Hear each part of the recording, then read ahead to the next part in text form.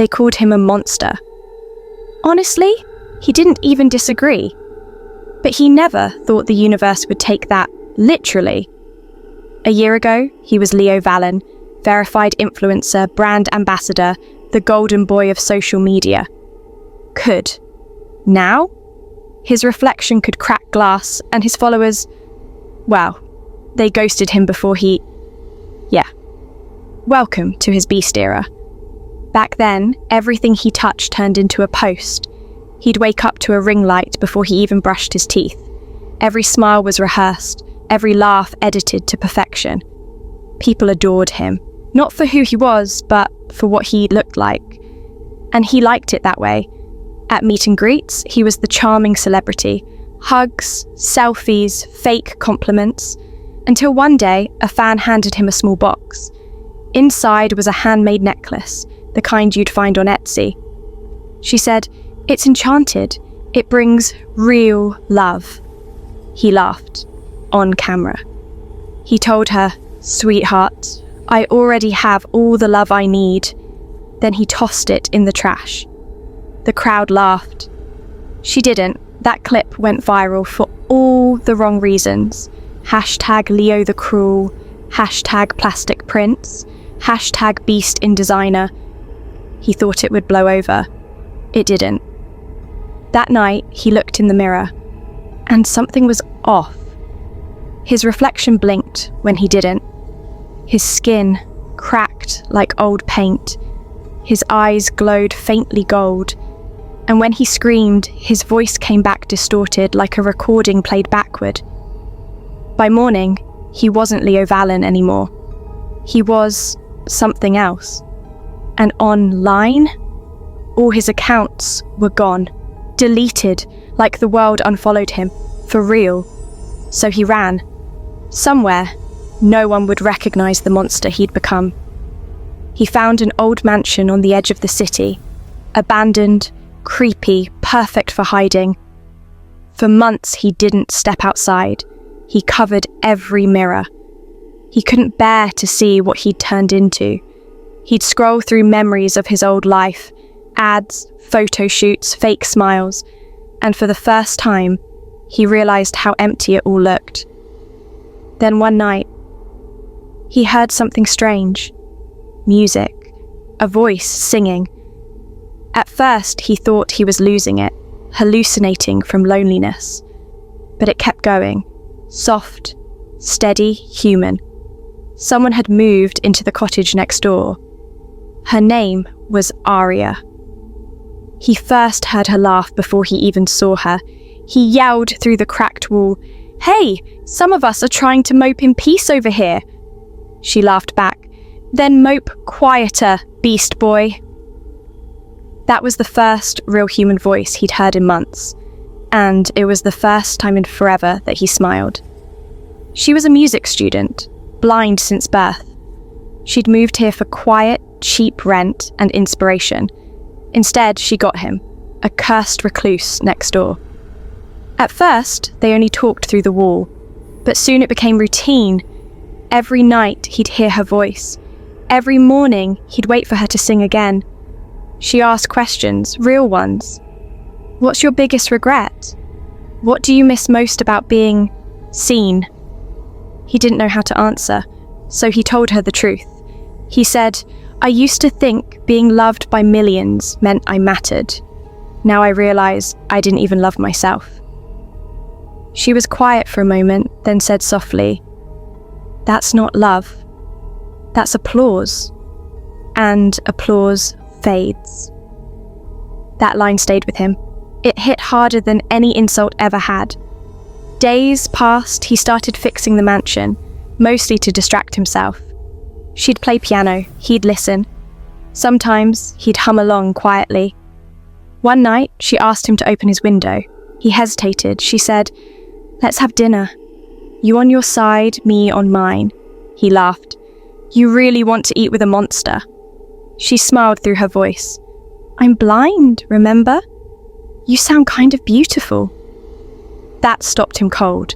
Nobody had called him beautiful since... before. And somehow it meant more coming from someone who couldn't see him. Then one day, she knocked on his door. "I'm performing downtown," she said. "Come, listen." He froze. "I can't go outside." "Why not?" He didn't answer. So she said quietly, then she left. "You mean they don't do you anymore?" For the first time, the mansion felt silent, and it hurt. That night, he watched her performance online, the only stream he dared open in months. She sang a song called "The Monster in the Mirror." Her lyrics told his story, that the fame, the curse, the loneliness, but she didn't even know who he was. And that's when he realized he wanted to tell her everything. Before he could, the past came knocking, literally. One stormy night, a knock shook his door. He opened it, and she was there. The fan, the one he'd mocked. But now her eyes glowed with magic. She looked at him like she'd been waiting for this moment. "Do you like your new reflection, Leo?" she asked. He dropped to his knees. "Please, change me back." She smiled coldly. "You humiliated me in front of millions. You thought beauty made you powerful, so I gave you what you worshipped. A face worth fearing." "What do you want from me?" he begged. She raised a hand. "For someone to love you, truly, for who you are. Only then will the curse break." Then she disappeared, leaving a glowing rose on the floor, the same colour as the necklace he'd thrown away. The next morning, he heard moving boxes. Aria, was leaving. He panicked. He ran to her door and knocked. She called out, "Who is it?" "It's Leo," he said, his voice shook. "The monster next door." There was silence. Then, the sound of the lock turning. When the door opened, he couldn't move. He kept his hood up, hands trembling. She reached forward. Her fingers brushed his jaw, the cracks, the scars, the rough edges. She didn't flinch. "You're warm," she whispered. "You're not ugly, you're real." That broke him. No one had touched him since the curse. No one had looked or felt past what he'd become. For a moment, he believed maybe he could be human again. But of course, the witch wasn't done. She appeared again, out of thin air, eyes glowing like storm clouds. "So," she said, "you found someone who sees you. But does she love you?" He tried to speak, but Aria stepped forward.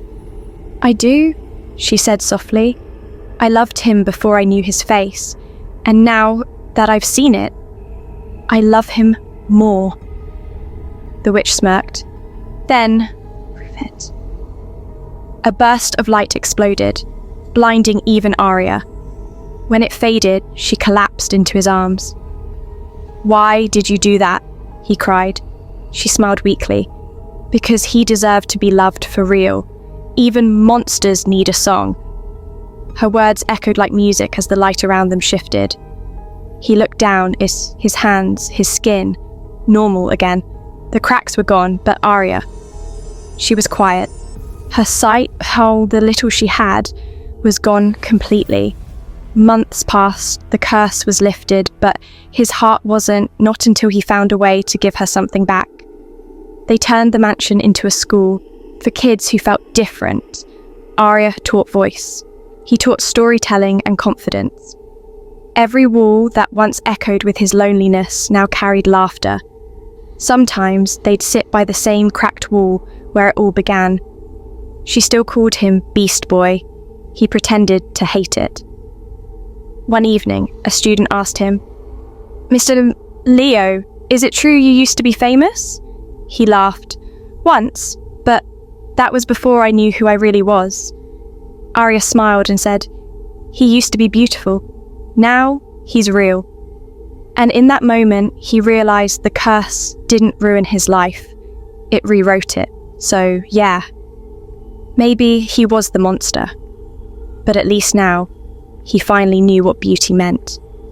When the world stopped seeing him as beautiful, he finally learned what beauty was. King Lao.